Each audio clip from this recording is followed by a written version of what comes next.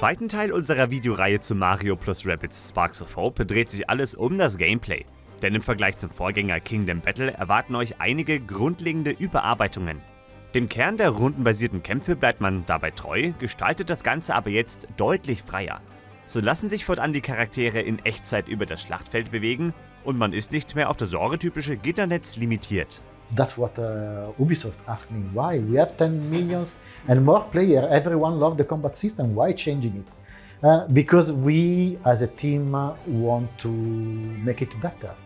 So we wanted to make the players feel the freedom and the joy of moving the character in real time and directly controlling them in combat. So today, even within the movement phase only, you can do very complex stuff.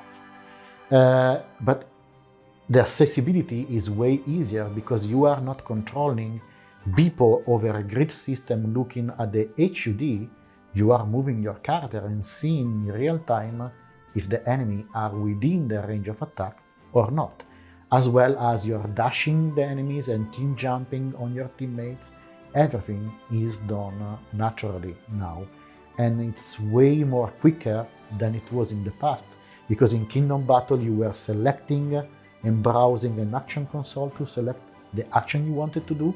Today is like you doing it, and you have a button assignment of powers as you would have in an action game. Dank dem neuen Realtime-System könnt ihr euch also nun auch in den Kämpfen frei bewegen. Und auch fernab von den Kämpfen erwarten euch komplett neue Freiheiten. Denn anstelle von den recht schlauchartigen Level aus Kingdom Battle könnt ihr nun ganze Planeten frei erkunden. Diese neu gewonnene Freiheit möchte allerdings auch mit Inhalt gefüllt werden. What is behind the open exploration is this need of having a container that could glue together multiple activity. In the first game, the player was just simply passing through a corridor, and because it was keep advancing, it was forgetting what it was behind. So all the level, the more you were advancing, the more you were forgetting things behind you. That's why you have special rabbits that are quest givers, such as the Tuna Maestro that is giving you extra spark in Beacon Beach, but you have also action-oriented activities, you have quest, puzzle, and it's up to you creating your own adventure at your own pace. So once again, all of that is to support freedom. Die Open Exploration bietet euch dabei die Möglichkeit, euren eigenen Weg durch die Spielwelt zu finden. So könnt ihr immer genau das machen, worauf ihr Lust habt. Kleine Rätsel lösen, Nebenquests erfüllen, Zufallskämpfe auslösen oder der Story nachgehen. Eine Sache, die dabei gerne vernachlässigt wird, ist die Kamera. Diese fällt einem eigentlich nur auf, wenn man nicht sieht und sich dann über sie aufregt. Für die Änderungen im Gameplay und vor allem der Open Exploration ist eine komplett frei drehbare Kamera aber unabdingbar. Producer Xavier Manzanares gibt uns hier einen Einblick, wie das Entwicklerteam das umgesetzt hat. So it changed a lot in terms of performance, in terms of the engine, because we had to suddenly take into account the fact that you could look at the sky, look at everything as you want. The camera is not taking you and bringing it back. And it's important because this has an impact even for battles. If the camera is weirdly positioned, how do you make sure that the players, know what is happening and what the options are for you? So a lot of work went into the camera, making sure that we don't lose in battle, for instance, the tactical aspect and visibility that we had previously in Kingdom Battle. But what is cool, at least now, is that players can do whatever they want. If they want to explore visually the planets or even the battles, they can. In Sparks of Hope spielen die namensgebenden Sparks eine entscheidende Rolle. Sie sind nicht nur der Katalysator für die spannende Story rund um Bösewicht Misera, sondern verändern auch das Gameplay spürbar, insbesondere das Kampfsystem. We had in mind at the beginning of the project active bonuses that would have an impact on the gameplay, but also maybe passive bonuses that could help some archetypes to get better in defense or attack, etc. So we put that in the menus of the game, and we felt it was not really interesting to have only menus and stats. So we thought about creatures. What about creatures? We had weapons in Kingdom Battle, tons of them. This time, what about creatures that would be in your shoulder? It would be super cute and weird at the same time. So we started to think about those ideas, and it came to the conclusion of, hey, let's take the Lumas and Rabbids, put them up together, fuse them, and let's come up with a design and an impact on gameplay. So it started with gameplay first, but then we evolved into what do they look like. So basically now you can equip 2 sparks per battle. Each of them is giving you a super attack in terms of elements, but also active and passive bonuses. And the goal was to really mix and match different types of sparks with the archetype of the hero. So it's like tons of options over what you can do. Even with a close character or a long-range character, you can change stuff. That was the goal. Im Gegensatz zum Vorgänger bietet euch Sparks of Hope mehr Möglichkeiten während euren Aktionsrunden in den Kämpfen. Neben Bewegen, mit seinen Waffen angreifen, Spezialfähigkeiten einsetzen, kann man nun auch die Sparks und ihre Buffs wählen sowie Items nutzen. Aber die Sparks sind nicht die einzigen neuen Charaktere im Spiel. Es gibt mit Bowser, Rabbid, Rosalina und Edge gleich 3 neue spielbare Helden. The process was interesting. We knew how many heroes we wanted. We wanted to be at 9 heroes because it's 3-3, we had archetypes in our minds.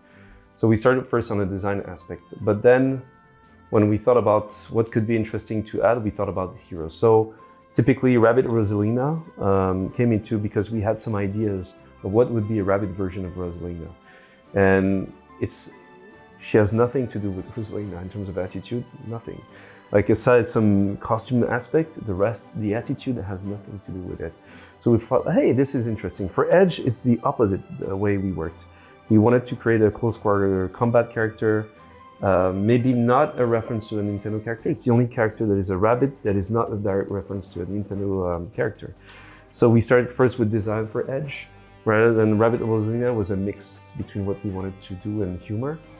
And for Edge, for instance, we started with, hey, what about Big Sword? That could be cool. Is it like Cloud Strife in Final Fantasy VII? Is it like Berserk? What is, we had tons of references and we just had fun. And then we said, okay, it's gonna be a unique rabbit and we'll do a process of creating the visuals step by step. And then it came to that. So I like Edge personally, because I think she's cool and her attitude is very different from the rest of the crew. So I really like that. Neue Helden, neue Fähigkeiten, eine offene Spielwelt, da ist schon eine Menge Neues dabei. Und dann wären da ja noch die optionalen Kämpfe. Fortan gibt es also nicht nur storyrelevante Kämpfe, die ihr bestreiten müsst, um in dem jeweiligen Gebiet voranzukommen, nein, ihr könnt nun Kämpfe ganz gezielt aus dem Weg gehen, umlaufen oder natürlich ganz klassisch triggern. Und keine Sorge, die optionalen Kämpfe sehen nicht alle gleich aus. Early on, we decided to add roaming enemies. So basically those, like you have a Goomba, and he's walking on the planet, and if you touch the Goomba, it brings you to a battle. So it's very different from Kingdom Battle. In Kingdom Battle, you could see the battles from afar. But now, when you touch anything like a JRPG, you go inside that dimension, which is Cursa's dimension. So we felt, hey, the reason why we do this is to expand the possibilities over the battles, to be more creative in terms of what we show to the players. So it came down to, okay, that's cool, but if you do multiple battles in a row with those enemies, are they looking always the same?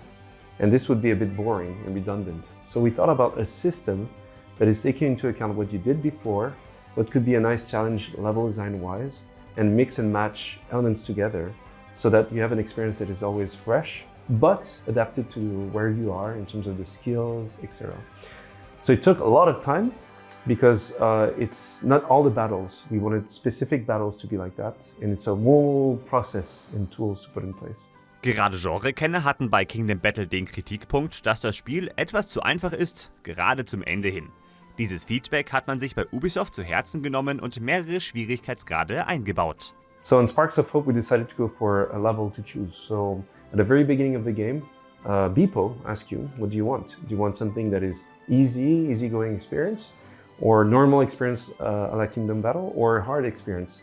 This impacts the way you heal yourself when a battle is done, the amount of stats the enemy has, or your heroes, etc.